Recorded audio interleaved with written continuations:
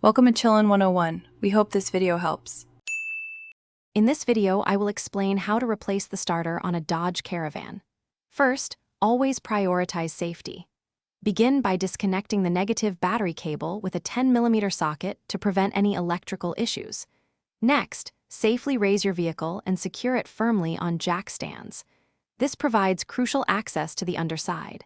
Finally, locate the starter motor, which is usually found on the transmission bell housing. Now, let's move to the starter itself. You will need to remove the 13mm nut that secures the main battery cable to the starter's positive terminal.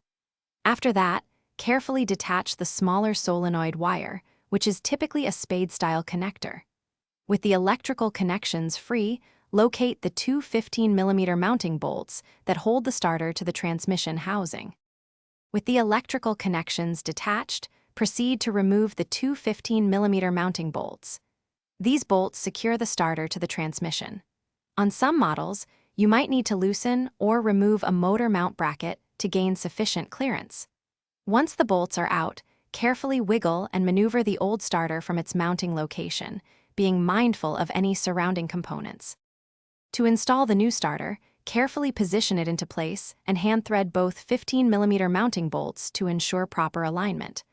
Once aligned, tighten these bolts to a torque of approximately 36 foot-pounds. Next, reconnect the main power cable and the smaller solenoid wire. Finally, lower your vehicle and reconnect the negative battery cable to complete the installation. Thanks for watching. Consider subscribing if we helped you.